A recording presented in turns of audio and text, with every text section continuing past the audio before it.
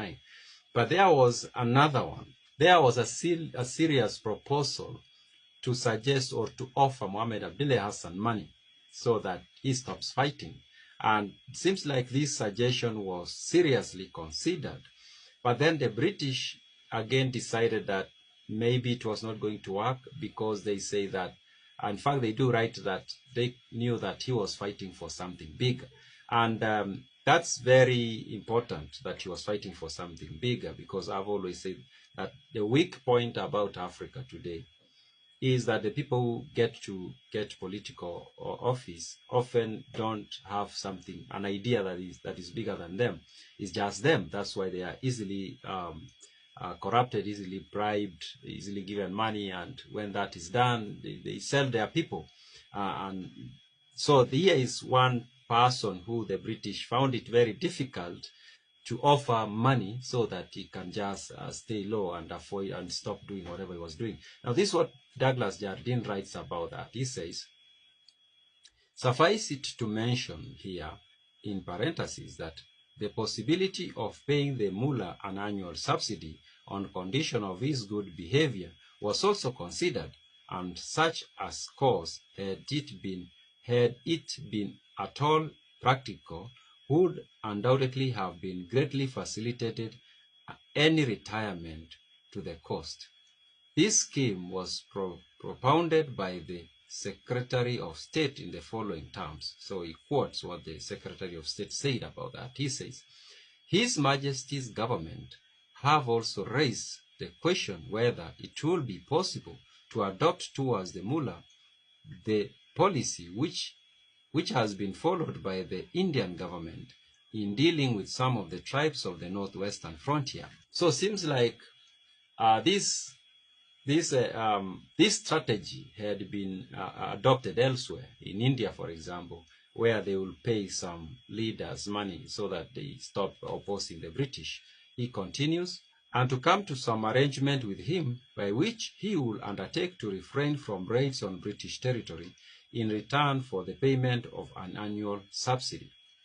He continues, in any case, in view of the difficulty of obtaining direct access to the mullah, negotiations with this object will be difficult and delicate, and the present moment does not appear to be favorable for taking any steps in this direction, but circumstances might at some future and perhaps not distant date admit our offering and subsidy, and thus perhaps securing a more peaceful position in Somaliland. So he said, or this is the Secretary of State saying that maybe we should consider that, and maybe it might be difficult to make that proposal to him at this point, but maybe an opportunity will come, and we should attempt to offer that, to give him that, and to maybe that will make him go slow on these things. Mohamed Jardine writes, apart from the primary difficulty mentioned by Lord Crewe, there will have been, as Commissioner pointed out, the further difficulty of enforcing the terms of any compact it might have been possible to make. So he says, Douglas Jardine says that there were other difficulties besides it being difficult to reach to him and offer him this, or make this offer to him.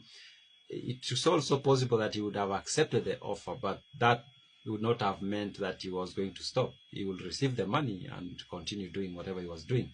Jardine continues, one thing was certain, and there was that despite his defeat at Jidbali and despite his 4 years in exile in Somaliland, in Italian Somaliland, the mullah had never abandoned his ambition of becoming the temporal and spiritual lord of all Somalis.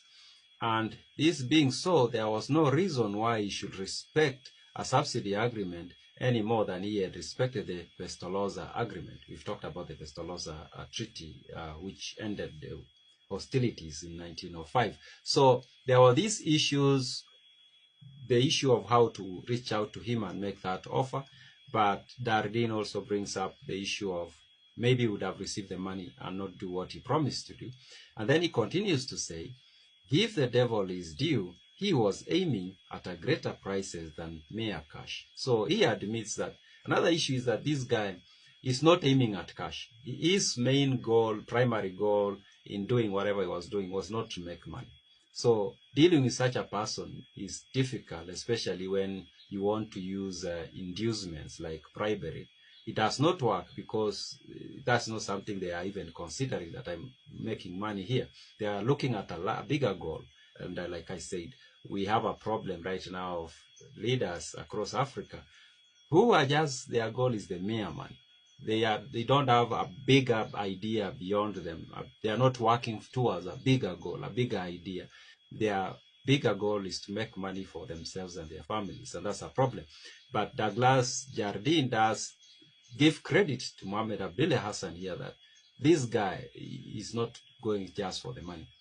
Yeah, so there was a consideration to give Mohamed Abdulle Xassan money, but I've not seen anywhere where it is said that that was actually offered to him. It was a consideration. It wasn't offered to him, at least not at this point where the British are withdrawing from the interior of British Somaliland. Those are my random thoughts.